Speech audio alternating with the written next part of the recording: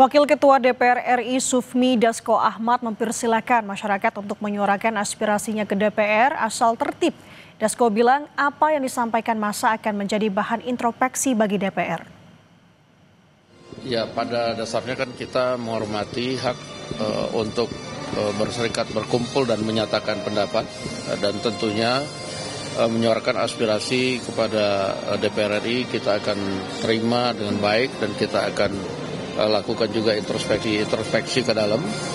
Namun kami himbau kepada para yang masyarakat maupun adik-adik yang menunjukkan aspirasi ke DPR agar tertib dan melalui aturan yang berlaku. Tunjangan rumah bernilai fantastis 50 juta rupiah untuk anggota DPR menjadi polemik di tengah hidup masyarakat kecil yang kian sesak dan terdesak. Inilah beberapa tunjangan yang diterima para wakil rakyat. Ada tunjangan jabatan yang besarannya variatif, antara ketua, wakil ketua sampai anggota DPR, mulai 9 juta hingga 19 juta rupiah. Ada juga tunjangan PPH senilai Rp2.699.000 yang dibebankan ke kas negara. Padahal para pekerja biasa dikenakan PPH sebesar 15 hingga 35%, tergantung besaran penghasilan per tahun.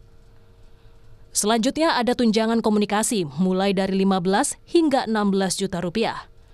Ada pula bantuan listrik dan telepon senilai Rp7.700.000.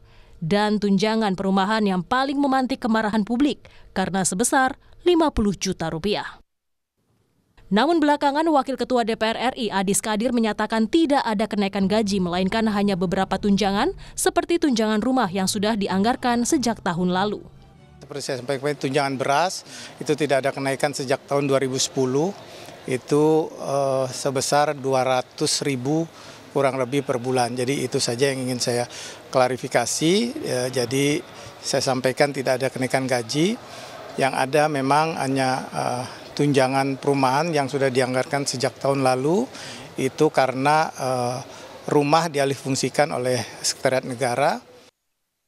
Melimpahnya pendapatan anggota DPR bak memperlebar jurang pemisah dengan potret masyarakat yang masih serba kekurangan. Contohnya satu keluarga di Kabupaten Sragen, Jawa Tengah yang terpaksa hidup di rumah tanpa atap selama 2 tahun terakhir. Dari 3 ruangan yang ada, hanya 1 yang masih layak digunakan. Mereka pun terbelit kesulitan untuk mencukupi kebutuhan sehari-hari. Kalau hujan gimana, Bu? Kalau nggak hujan biasa, kita nggak ngungsi. Kalau hujan angin gitu, paksa kita ngungsi. Ke tempat? Adiknya. Adik ya. Karena tempat kakak ya, adiknya itu. Bu, dengan tanpa jendela dan pintu ini apakah tidak kedinginan, Bu, kalau malam? Ya, dingin sekali. Ya mau nggak mau gimana lagi, kan Pak tutup berdua saja, agak rapat saja.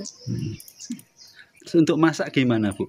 Ya dari kayu dah. Kadang kalau uang ya ada uang 50 buat apa? Ya udah masak. Kadang kita mau masak, ya udah masak situ. Apa adanya. Kebijakan tunjangan perumahan sebesar Rp50 juta bagi anggota Dewan memantik emosi publik berujung aksi unjuk rasa. Ya, saya berharap 2 ya. Pertama, tentu mereka segera mengubah ketentuan kenaikan tunjangan itu.